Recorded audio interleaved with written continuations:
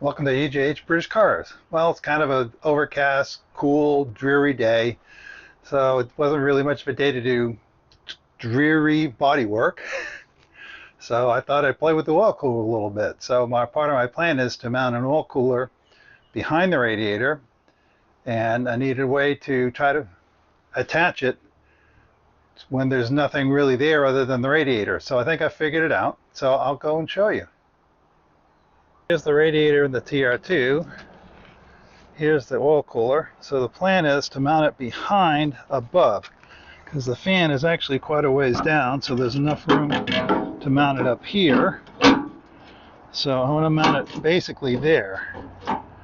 So it's hard to show you that. I'm going to show you this using the front of the radiator, but remember it actually goes back here. So I want to mount it with the outlets down because the pipes are going to go back there into, there's an adapter on the oil filter. So I wanted to mount it just below the top tank, and if you see, the outside of the brackets are essentially the width of the radiator.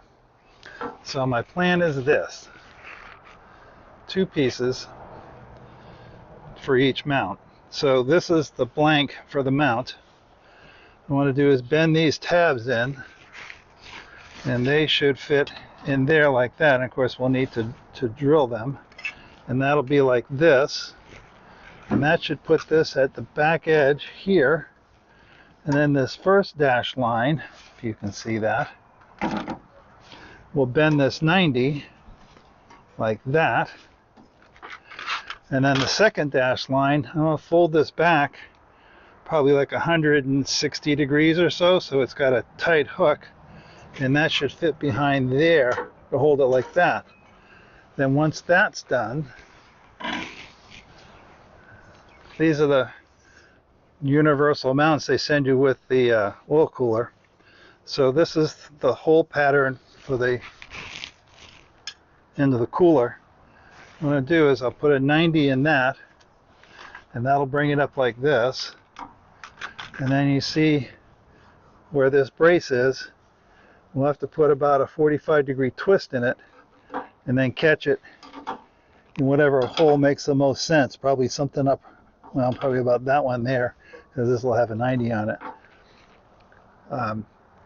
And just trim that off clean. So this should hold the oil cooler tight to the radiator, and this will support the weight, so this thing won't want to try to slide down. I mean, this is just a steel side bracket, and if you had some really short screws, you could screw that in, but man, it is awful close to that radiator. I don't really want to do that. So obviously, and there's one on either side, obviously, of course. So you should really measure up your own devices, but mine, the width between the mounts on the radiator, about 3 5/8. This first piece is 9/16, and I just left about a 1/4 inch to fold over. These are 1.5 inches by 3/4. This is 3 5/8 wide, and the overall length was 5 1/8, I think, or thereabouts. But again, this is a replacement radiator. It's not a stock radiator. It mimics a stock, but you know, numbers may vary. So if you're going to do this, and this is a piece of stainless steel, by the way, 22 gauge, which it cut quite nicely with my air shear, so that's not a problem. How well it will bend, particularly this one back on itself, I'm not sure. That I'm thinking to do that tight a bend, because this stuff's a lot harder than steel, just, you know, mild steel, quote unquote. I may have to actually put some heat in there to be able to bend it that far, but we'll see. So I'm going to go ahead and bend this up, and then we'll see how it goes from there. Well, there's my first bend, and it actually went pretty well. I bent it up as far as it would go in the brake, because the brake only goes to about 95, 100 degrees, and then just used the anvil and tapped it over, and that hooks in there pretty well. But it has thrown my dimension off my line here is just, it's just past that, unfortunately. So well, it looks like I get a bit extra anyway. Okay, I gave myself a bit of oh shit room, so that's good. So I'm going to take my marker and scribe this to that line. It's the thing with a brake, I haven't used it enough to really understand how much you lose when you bend. So I usually make my pieces a little long because it's a lot easier to make things shorter than longer. Not that you can't, because I have a welder, but nonetheless. But you can see how nicely that locks in there. Oh, let me go get a scribe and I'll mark this. I'm not sure if you can see, I'm just scratching this. I can see this, but it's about off by about 1/8 of an inch. So if you want to figure that into your calculations. All right, and there's my next 90. And that should fit in like that. I'll tell you, it's a thing of beauty. That scribe line was just right. And it's got my tabs just about right too. That one down there I'll have to trim a little bit, but looks good. So now next thing we need to do, I need to fold these tabs over that way. So there's my piece, and it fits pretty good.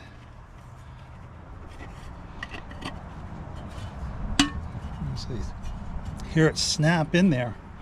So the only thing I see is I have a little interference there because I bent this tab a little bit more to get it to fit. I just got to clear that off. I'll just do that with probably just a grinder. And then I need to drill these 4 holes, so I'll do that next. So here's the bracket I fabricated for the top. So that's the 2 holes in the bottom of the strap that I showed you. I turned it through 90, and then when it still had the piece on it, I twisted it through about 45 degrees, and that's the hole that lines up best with the top mount on the bracket. And then I just cut it off at an angle so it looks like something. So assemble this behind the radiator to make all the corners, but I thought I'd show it to you made up. So obviously the oil cooler, this is the end bracket. This is going to go on the car like that. That's that upper bracket that's going to fasten onto the stay. That's that silver bar right there. We're going to fasten it up at that connection. And what it is to get this piece to engage, you got to go like that, and there's obviously not enough swing between the back of the radiator and front of the engine to make this 13-inch piece rotate through. So anyhow, I'm going to assemble that up, and then we'll let you see it finished. Well, there it is. So it clears the fan by about 1 inch. All the lines clear the fan. Got them tied off. Run over back here into the oil cooler spin-on filter adapter. Don't have the filter on there yet, but that should be how it goes. And I haven't snugged those down yet because I still haven't put the gas lines in, just in case I gotta take them apart again. But these ones up front I tightened up. This worked pretty well. You can see that's only down about maybe 3/16 of an inch on the very top, just using the holes that they gave us. You can see we bent that off at about 45, and of course just tightening everything down got it kind of, you know, exactly where it needed to be. And to be honest, I'm not really sure that I even needed to do those upper struts. That this one here, I needed to move it down. It was flush with the top, and that's gone down, what, about 1/8 of an inch or so. And I was using a flat piece of steel and a hammer, and I had a hard time getting that to even move once that was bolted in. So that's really got that in there tight. So you can see there's a little gap on that side, and it's flush on that side, and that's set by the length of the oil cooler. There's a clearance on the other side, so using my starter handle, I turn the motor over, and it's got clearance to here. The other spot where it could get close is right here, but as you can see, there's plenty of room there now. Plenty of room against the fan belt. So I think that should be fine. So when I looked, the small mouth, it's interesting because it's actually a lot wider than you'd think. but it's also taller, that this area here goes up. So it's funny, it's like two rectangles, one this way and one that way, and then they blend together. So the top piece actually comes up to about here. So short of, you know, the oil cooler interfering with the ducting, keeping the air in here, or being out here, it looked like, to be honest, the nose that had a bunch of bolt holes in it. Made me wonder if somebody didn't have an oil cooler in the opening, which on a later TR3 smallmouth where the grill is here, that's okay, but on this car the grill is here, so it's really obvious. I didn't really want that, so this seemed like a good compromise, because it's a little blingy with these, but I've had problems in the past where these have chafed, and so I just figured I'd go with the I mean, it's just a rubber hose on the inside, but this will protect it from chafing. And once I really get everything where I want it to be, I'll probably put a couple more zip ties in just to hold it. I found this one monster one here, which I really kind of liked, but there. So one other thing I wanted to talk about, when I went to put the adapter on, this is the type of hardware that you get. And you get two of these, 3/8 16 or 3/8 24. And that's, you need this extension to make up for the adapter. Well, I don't know whether it's because it's a TR2 or what, but the bolt that held the canister onto that stock oil filter was 3/8 20. That's 3/8 20 threads per inch. So amazingly enough, on Amazon I found a tap and die set for 3/8 20 for about $9, delivered the next day. Amazon's amazing.